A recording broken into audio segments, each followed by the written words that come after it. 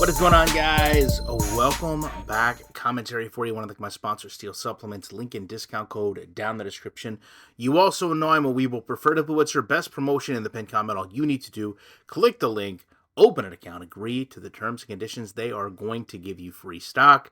And you know what? We're going to check a lot of boxes in this video because people say, you don't use real NFL footage. Well, we're going to look at some NFL images, and you never tell Clint or anyone at EA what to do to improve the game. Going to check that box too. So we've got a lot to cover. We're going to take a look at this play, and it really is astonishing to me that we look at gameplay this bad in 2023 in a game for 2024. Taking a look at how this line is set, the issue becomes that the line of scrimmage is here. The receiver going out has put distance between the lineman and the defender. But I want you to look just using the opposing receiver. Look at how quickly this lineman has been able to move into the backfield.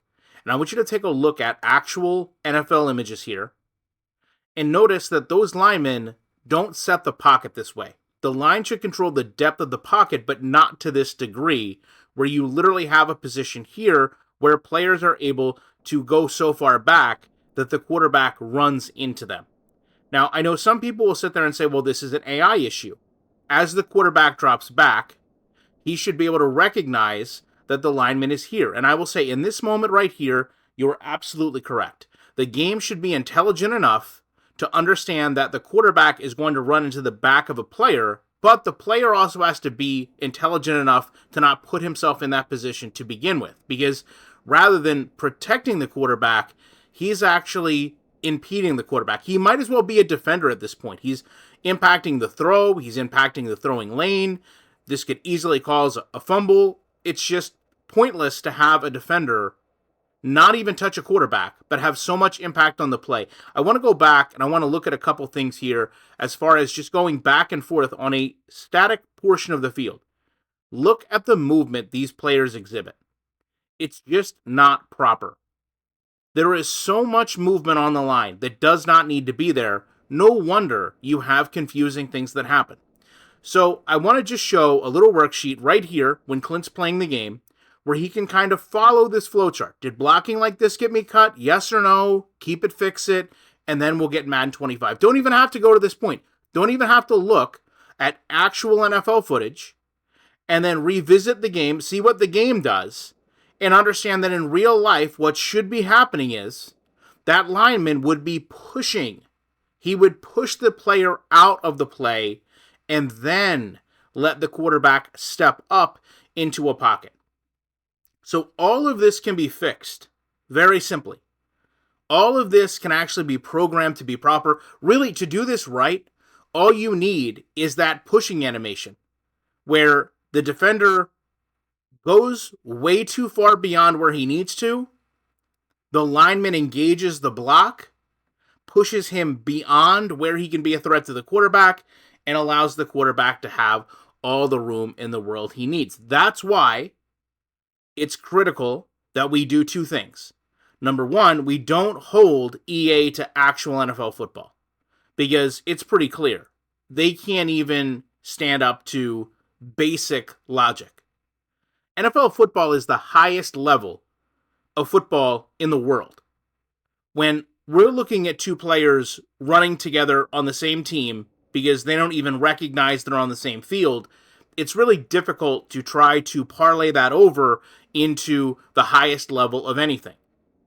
This is the equivalency of a toddler running into a table because the table doesn't realize there's a toddler there because it's a table, and the toddler doesn't realize there's a table there because, well, it's a toddler.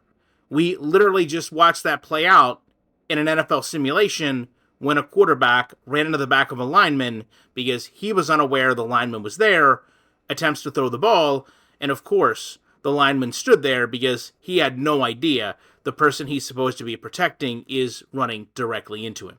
Not to mention the head tracking that is evident in this play, so many things that should never happen, all the checks and balances, all the things they talk about are void in the game, are clearly still there.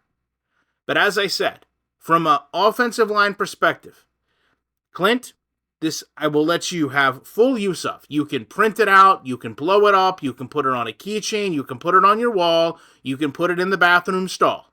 Because I'm sure that's where most of the time at EA you guys spend, in the bathroom, instead of working on this game. And it's a very simple concept. All you have to do is pick, let's just say, one playbook. Go through every play, offensively and defensively. Just stick with a formation in the beginning. And ask yourself, did blocking like this get me cut? If the answer is no, you can carry on. If the answer is yes, you're going to have to find a way to fix it. Once you've gotten a whole formation done, right? Let's say you just do, I don't know, like an ISO formation. Once you've done that, then I want you to load up your game, live stream it, and let us see the fruits of your labor. Let us see what an offensive lineman, practice squad or not, is able to do with the game. From there, you can build off that. But at this point, you've completely failed us with this game. And I would love for you to sit there and look at a play like this and justify why it's acceptable for your game to play like this. Because we can make all the practice squad lineman jokes in the world, but the reality is you don't see a play like this in the NFL. Yes, you see something like the butt fumble, but for the most part, you don't see players so absent-minded in any professional level of sports.